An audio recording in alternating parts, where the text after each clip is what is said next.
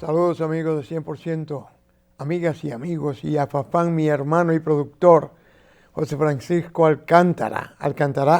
Hola, William Salín, ¿cómo tú estás? Bien, no sabía que tú venías de Bánica, que tu familia era de Bánica. Mi papá era de Bánica. Pero hay también los Alcántaras de España. Bueno, eso es una familia de... Cuéntame cómo pasó, se llama ese programa. Sí, Pero Bánica está... Yo tengo recuerdos de Bánica. imperecederos. Del río Artibonito, que mi papá nos llevó varias veces ahí. Fafán, A Bánica. llegamos a la primavera. La semana que viene, el día 22, termina el invierno, comienza la primavera. Hemos recorrido 2 meses festivos, los meses de la patria.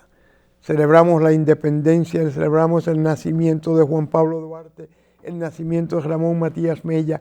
Recientemente conmemoramos casi 200 años de Francisco de Rosario Sánchez, el verdadero héroe de la independencia, el que estaba aquí cuando que tenía que estar, el que tenía formación intelectual, política y militar, el que dijo, vamos arriba con la independencia, el que se echó a cargo la independencia, el que retornó al país cuando tenía que retornar y el que murió asesinado. El que murieron. Fusilado. El que murieron. Sí, Eran el negro de la historia. Pagó dominicana. con su vida. Santana lo fusiló. Con su vida lo pagó. ¿Y cómo que hay calles y pueblos que llaman Pedro Santana? Tú sabes que María Trinidad Sánchez tuvo que caminar presa y vendada desde la Fortaleza Osama hasta el cementerio de la Avenida Independencia a pie para ser fusilada en el cementerio. ¿Tú te imaginas ese recorrido? Todo el Conde. Ese recorrido que hoy es largo y tedioso.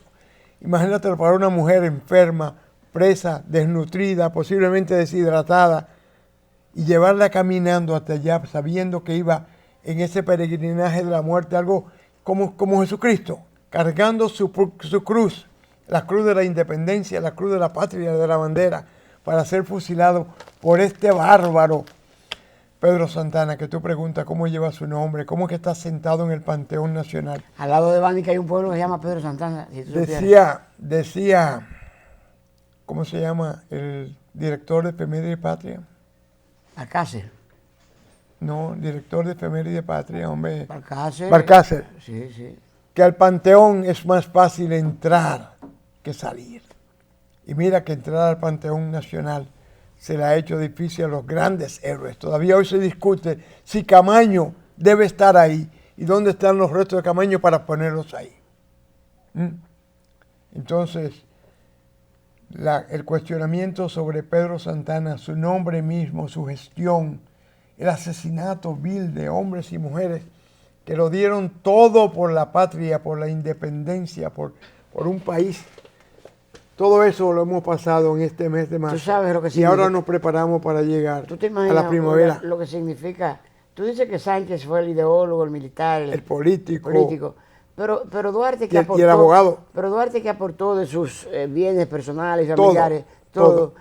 Duarte le pagan. Pero no estaba aquí en el momento. Pero a Duarte le pagan expulsándolo del país. Sí. Y Duarte muere en Venezuela pidiendo, no sé si pidiendo, pero viviendo de la limosna y de la ayuda de los amigos, vendiendo velitas y vendiendo caballá. Y después que regresa a luchar en la misma, tiene que salir huyendo, porque lo están buscando para matarlo. O sea, el peregrinaje de Duarte, de Sánchez, de Mella, del mismo Luperón, es algo indescriptible en la historia dominicana. Y la tragedia nuestra es que la mayoría de los dominicanos ignoramos el sacrificio, el precio que pagaron estos hombres y estas mujeres para que nosotros hoy tengamos un país libre, independiente, no soberano, porque ya soberano en el mundo queda muy poco, pero dispuesto a luchar por su soberanía. Ahora mismo hay un movimientico a nivel de las redes tratando de conseguir suficientes firmas para que el gobierno norteamericano estudie la posibilidad de cambiarnos el embajador americano. Yo mismo soy un poquito más respetuoso de los derechos del género, de los derechos en la libertad de expresión. Cada uno tiene el derecho a manifestar su sexualidad como lo crea conveniente, en la privacidad. Pero no estoy de acuerdo con que el embajador Wally Brewster vaya a los colegios y las escuelas públicas presentando a otro hombre como su esposo, como un ejemplo para que esos niños sepan lo que es el el homosexual, el gay, el lesbianismo, el transexual, transgénero. Y aunque reconozco el derecho de ello, y reconozco inclusive la necesidad de que el pueblo conozca sobre la sexualidad, creo que la homofobia per se no es una virtud. Yo creo que la homofobia per se es algo que debemos, inclusive igual que la xenofobia, ir dándole el matiz necesario para que aprendamos a vivir con eso. Porque así como somos extranjeros en Puerto Rico y en Nueva York y en París y en Madrid y en Australia, y pedimos que nos acepten como somos, como dominicanos, así nosotros también tenemos que pensar, aprender a vivir con los extranjeros que viven en nuestro país, con los haitianos, los italianos, los árabes, los americanos, y también con aquellos que tienen una tendencia o una preferencia sexual, que ya no es una enfermedad, es un trastorno de personalidad o lo que sea, no se ha definido bien. Pero yo creo que nosotros, sobre todo los que hemos tenido la oportunidad de vivir más, de ver más y de saber que el mundo está en un estado cambiante casi permanente, que tenemos que ser más tolerantes. Yo creo que sí, William, y sobre todo subrayar el derecho que tienen los padres y los niños a que se respete su ambiente. Sería lo mismo que un abusador de género Pederasta mismo. O alguien que maltrate a las mujeres, Sí. que vaya a un colegio y vaya a predicar lo conveniente que es que cuando la mujer se porte mal, éntale a golpe, mátala, tírale. Tú estás rompiendo los criterios elementales de convivencia social de una sociedad, valga la redundancia. Los dos extremos son malos. Y la calle del medio es mucho más ancha que cada una de sus aceras. Nosotros tenemos que aprender a convivir, a cohabitar con toda esta playa de... Oye, hoy de repente hay una cantidad de personas transgénero, mujeres que viven en el cuerpo de un hombre, que tú lo sabes, que lo conoces, hombres en cuerpo de mujeres y gente que están dispuestos inclusive a operarse 10 veces para convertirse en el sexo o en el género favorito de ellos. Pero no solamente en lo sexual, porque nosotros donde nos quedamos atrapados es que nosotros, los que somos heterosexuales, pensamos que todo se lleva a cabo en cuestión de genitales y de sexos. Y no es genitales ni es sexo, es toda la artimaña que constituye un ser humano que está de un lado opuesto a lo que el cuerpo percibe. Son hombres en cuerpo de mujeres, son mujeres dentro del cuerpo de un hombre que quieren salirse y no puede.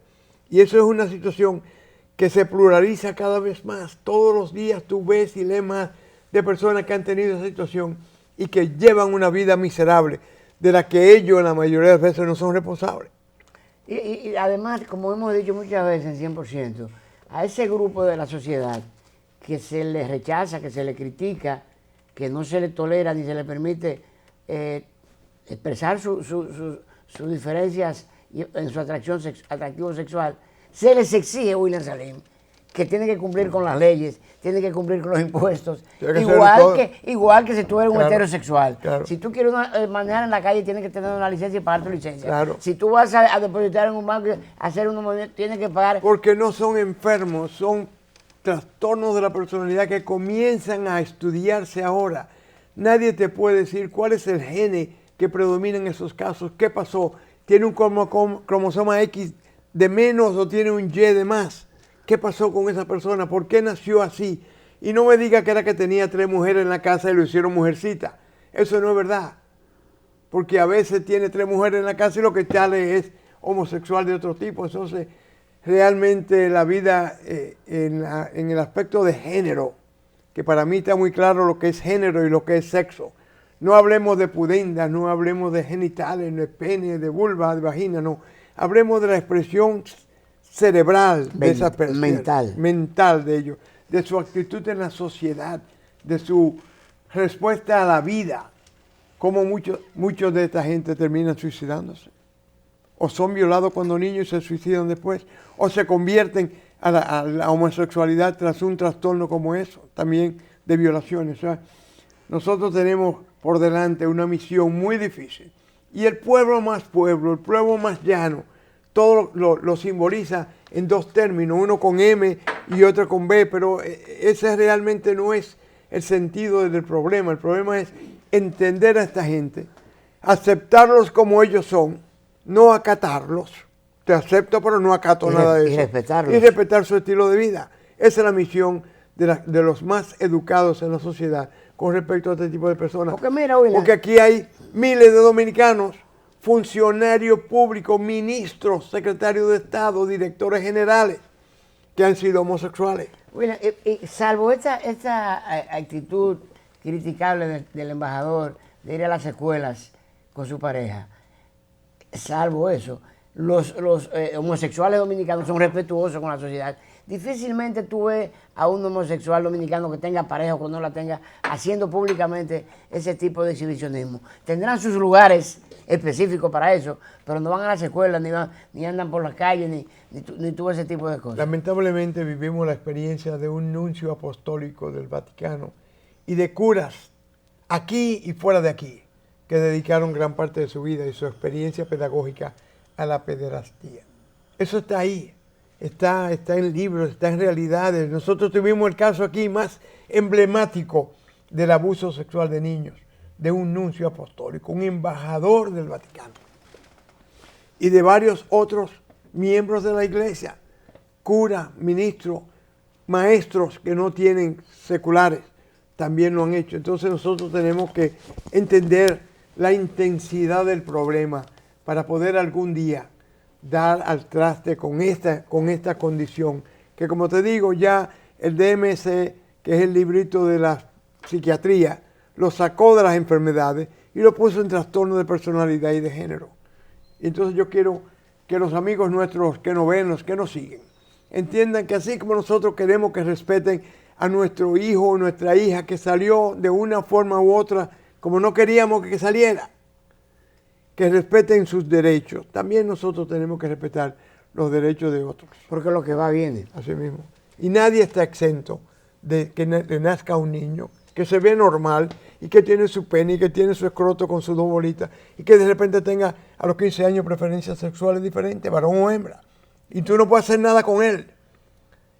En Estados Unidos, en Pensilvania, en algún lugar de Filadelfia, establecieron un centro para reformación de homosexuales. ¿Y pudieron? Entraron 56. En el primer año 16 se suicidaron.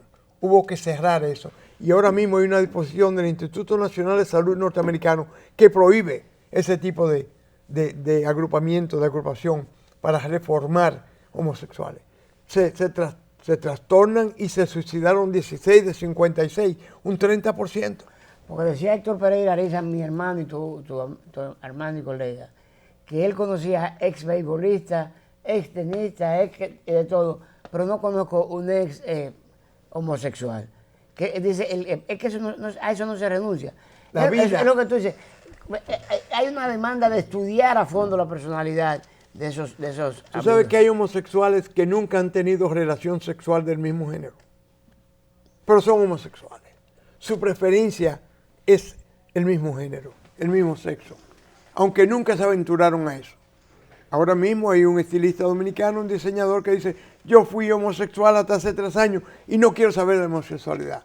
Jorge Díaz lo dijo públicamente, lo dijo en televisión. Entonces, te digo que existe de todo y mientras tú más hurgas entre el problema y más conoces y más lees de eso, te das cuenta que eso es un problema terrible para el que lo padece, para su familia, para la sociedad, para el país. Sentirse rechazado me imagino que debe ser molesto y que te mofen y que te... Pues claro, y no importa tu profesión, ya sea abogado, médico, ingeniero, lo que tú seas, tienes problemas en la adaptación social.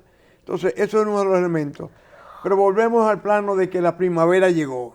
Y qué bueno que llegó. Hemos pasado un invierno muy caótico, díscolo.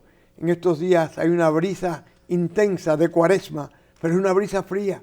Nosotros nos acostumbramos a la brisa caliente de cuaresma, que quemaba la hierba, que seca los árboles. Y ya la cuaresma se nos vino encima, estamos dentro de la cuaresma. Pero con frío. Y estamos casi preparados para una Semana Santa